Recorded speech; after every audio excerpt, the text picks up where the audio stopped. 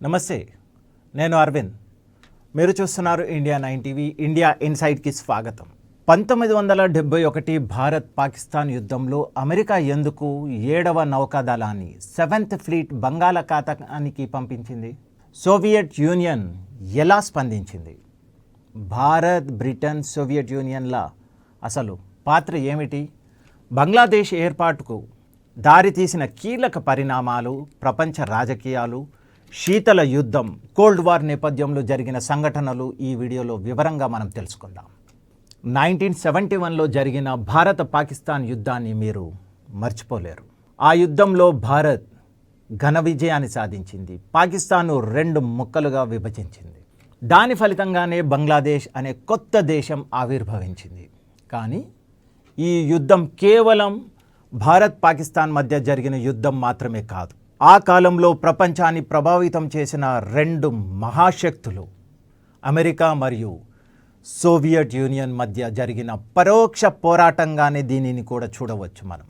అప్పుడు అమెరికా పాకిస్తాన్కు మద్దతుగా నిలిచింది. పాకిస్తాన్ విజయం సాధించాలని కోరుకుంది.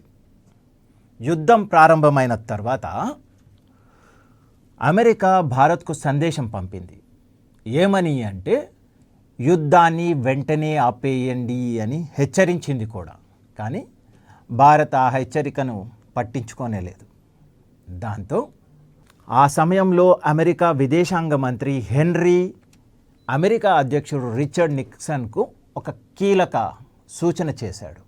మన 7th ఫ్లీట్ను బంగాళాఖాతానికి పంపాలి అని చెప్పాడు. రిచర్డ్ నిక్సన్ వెంటనే ఆమోదాన్ని కూడా తెలిపాడు. ఇప్పుడు ఆ 7th ఫ్లీట్ అంటే ఏమిటో మనం ఒకసారి గమనిస్తే ఇది సాధారణ నౌకాదళం మాత్రం కాదు. దీనిలో సుమారు 75,000 టన్నుల సామర్థ్యం గల భారీ విమాన వాహన నౌక ఇది. దానిపై దాదాపు 70 యుద్ధ విమానాలు మోహరించి ఉంటాయి. అంటే దాని దాడి సామర్థ్యం ఎంత ప్రమాదకరమైందో అర్థమవుతోంది. ఇక అమెరికా 7th ఫ్లీట్ బంగాళాఖాతం వైపు ప్రయాణాన్ని ప్రారంభించింది. అదే సమయంలో సోవియట్ యూనియన్ భారత్కు ఒక కీలక సమాచారాన్ని అందించింది. కేవలం అమెరికా మాత్రమే కాదు, బ్రిటన్ నౌకాదళం కూడా బయలుదేరింది భారతదేశానికి అని తెలిపింది.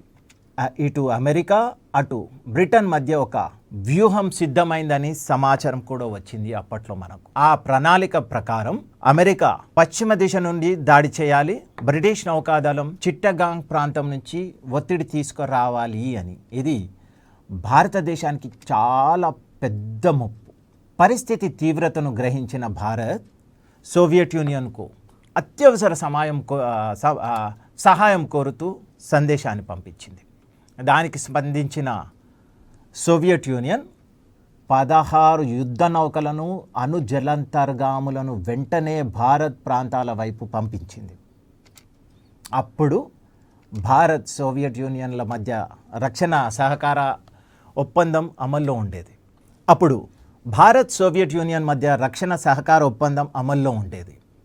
ఆ ఒప్పందం ప్రకారం ఏమిటి అంటే ఒక దేశానికి ముప్పు ఏర్పడితే మరొక దేశం సహాయం చేయాలి అని. అయితే ఇక్కడ అసలు విషయం కేవలం సహాయం మాత్రమే కాదు, సమయానికి అందించిన సహాయం. ఇక్కడ అసలు విషయం కేవలం సహాయం మాత్రమే కాదు, సమయానికి అందిన సహాయం. టైమింగే ఇంపార్టెంట్. ఇది ఈ కథలో అత్యంత ముఖ్యమైన అంశం. ఎందుకు అంటే సోవియట్ నౌకాదళం జలాంతర్గాములు బయలుదేరిన సమాచారం అమెరికాకు చేరింది. 7th fleet commander admiral Gordon వెంటనే తన ప్రభుత్వానికి సందేశాన్ని పంపాడు. సోవియట్ నౌకలు జలాంతర్గాములు ఇప్పటికే భారత సముద్ర ప్రాంతాల సమీపానికి చేరుకున్నాయి, మనం ఆలస్యమయ్యాము అని. అమెరికా బ్రిటన్ ఆ సమయంలోనే దాడి చేసి ఉంటే ఆ యుద్ధం కేవలం భారత్ పాకిస్తాన్ మధ్య పరిమితం అయ్యేదే కాదు, అది అమెరికా, బ్రిటన్, సోవియట్ యూనియన్ల మధ్య ప్రత్యక్ష ఘర్షణగా మారే ప్రమాదం కూడా ఉండేది. ఈ విషయాన్ని అమెరికాకు స్పష్టంగా అర్థమైంది. అందుకే 7th ఫ్లీట్ను వెనక్కి పిలిచే నిర్ణయాన్ని తీసుకున్నారు. బ్రిటిష్ నౌకాదళం కూడా వెనుదిరిగింది. దీంతో భారత్కు కీలకమైన సమయం దక్కింది. భారత సైన్యం ఢాకాను స్వాధీనం చేసుకుంది. ఆ తర్వాతే యుద్ధ విరమణ ప్రకటన జరిగింది. కానీ ఈ కథ అక్కడితో ముగియలేదు. ఇది కేవలం ఒక అధ్యాయం మాత్రమే. ఈ సంఘటన ప్రభావం ఇప్పటికీ ప్రపంచ రాజకీయాల్లో కనిపిస్తూనే ఉంటుంది మనకు. కొంతమంది విశ్లేషకుల అభిప్రాయం ప్రకారం 1971లో జరిగిన ఆ పరాజయాన్ని అమెరికా ఇప్పటికీ పూర్తిగా మర్చిపోలేదని కూడా చెప్తూ ఉంటారు. అందుకే భారత్ పాకిస్తాన్ ఉద్రిక్తతలు పెరిగిన ప్రతిసారి అమెరికా వైఖరిపై చర్చలు జరుగుతూనే ఉంటాయి.